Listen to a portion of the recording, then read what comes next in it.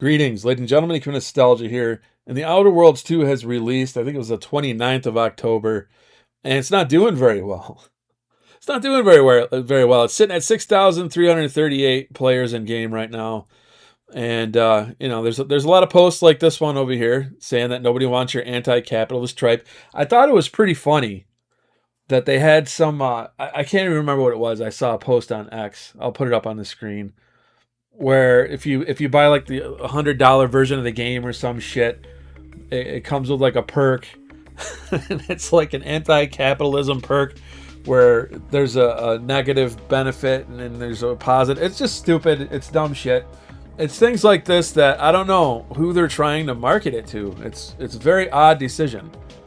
We've seen this before with developers. They're like anti-capitalism. They try to feign that they don't like capitalism, but yet they're selling you a fucking video game for like $80+. It doesn't work, you know what I mean? Like, if you're marketing something and you're anti-capitalism, it doesn't work. How are you going to bring a product to market? It's just stupid virtue signaling bullshit. It's your standard woke garbage. And shit like this is going to continue to fail, because most times it does. Unless you've got a really well-established IP and the game is awesome. That's really the only way you're going to see anything that can get over this wokeness boycott that seems to be going on now. People weren't really, a few years ago, people weren't really noticing it as much, or they were putting up with it more. So you did get away with games that were massively successful, especially if they were good. Like, I think it was Baldur's Gate 3, which is a really solid game. It's got woke shit all over it. But by the time we got around to Veilguard, people were pretty much over that shit. So at this point, you've got a huge lens over it, right? There's a spotlight on it. Everybody knows about it. Everybody's sick of it. And it's just preachy bullshit. I remember growing up, legalistic Christians used to drive everybody crazy with shit like Mortal Kombat 2 and talking about how it's literally the devil and all this stuff. And people hated that just as much as they hate this. This is basically the new overzealous, preachy bullshit that people can't stand. So when you're pushing this kind of garbage, you're just not going to be as successful as you could be. And then there's no reason for it. Now, the thing about Obsidian is people absolutely love Obsidian because somehow Fallout New Vegas just has all this cred still, even though it's been I don't know how many years since that game came out. All right, now I have a little bit of a hot take here. It's going to get a bit of downvotes, but I like New Vegas, okay? But I didn't think it was like the best thing since sliced bread, like a lot of people did. I didn't really care for the map that much. There were things that I didn't really like about it as much as I did Fallout 4. I know that's a hot take, okay? There's just things in Fallout 4 that I liked a lot better. I thought the biomes were more interesting. There was just more variety. Everything wasn't just like a brown wasteland, right? What's that mean? Patrolling the Mojave Desert makes you wish for the nuclear fallout or something. It was a very bland setting. The game itself I thought was great. I liked the RPG elements in it and whatnot.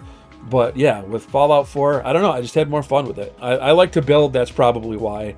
I'm one of those nerds who likes to build settlements and whatnot. But yeah, this shit, I don't know who they're trying to sell this to. And this is something that's going to be another bit of a hot take, and I don't know why it is, but the majority of gamers are straight white men. That's just a fact. So when you come out with an ensemble like this, people look at it and they go, well, that's not for me.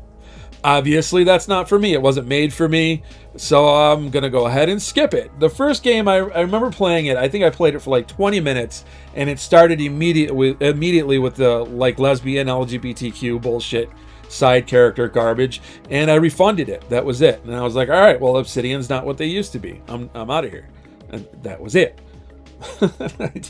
I just never went back because I realized, oh, they've been infiltrated. It's like when something gets cancer. I mean, it just tends to fester and spread.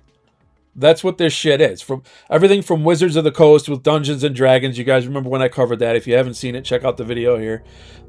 All this stuff has been infiltrated by activists who don't know what the hell they're doing when it comes to video game development or how to market it. That or they just don't care.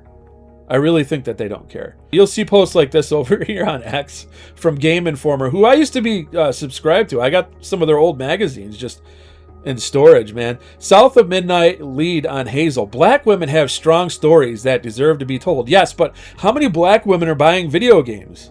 I'm not saying they don't exist, but let's take a look at the rough statistics, right? How many of them are buying video games? That's like going into a mechanic shop and trying to sell people like healthcare and beauty products for women.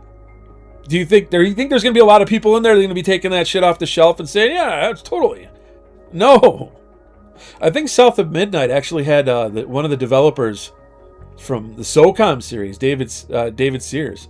And this character started off as a white character. If you didn't know that, then they changed her, because they had to virtue signal their bullshit all over it. So if you go through and scroll through the comments, you're going to see...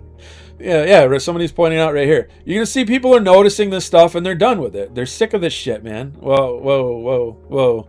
I'm going to have to cut that out. Things get a little spicy over here on X. We don't have the same censorship over here as you do on, YouTube.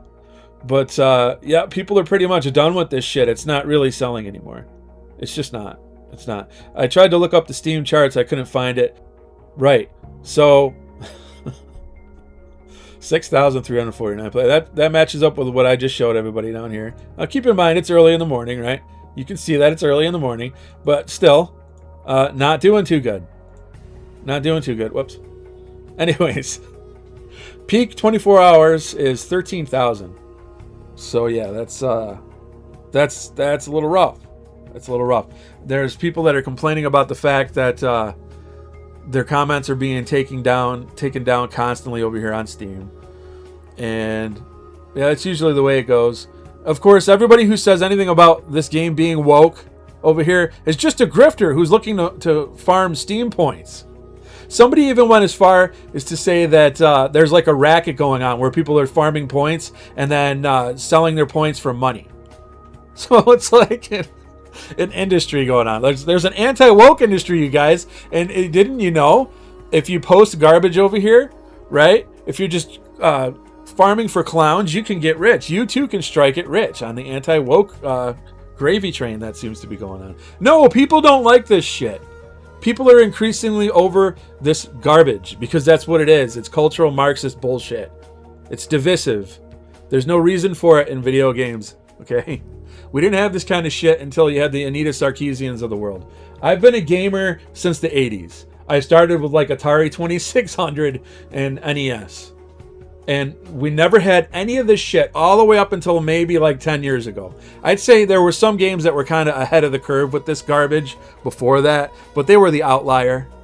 Now everything has been infiltrated and it's all LGBTQ, gay garbage. And yeah, you know, there are good games that come out. There are. But when there's a massive backlog, here's the thing that a lot of these developers, I don't think they seem to understand. The price increase coupled with preaching your bullshit ideology onto people when they have thousands of games to play. I literally have access to over 7,000 video games in this room right here, right now. Over on my multicade, I've got over 6,000 games. I've got several Switch titles. And the Switch 2 came out. I'm like, I don't even want the Switch 2. I barely played the games that I have on the Switch 1. I still need to get through my backlog on there. I've got a massive Steam library backlog of shit that I haven't played. I mean, it's pretty big. I mean, I know there's people who have a lot more games than this, but you know what I mean? Most of these games, I haven't even gone halfway through them. So why am I going to go and buy some woke dog shit? Overpriced garbage, and in a time where the economy is a mess right now. Why am I going to hand money to people who hate me? Why am I going to do that? I'm not going to do that.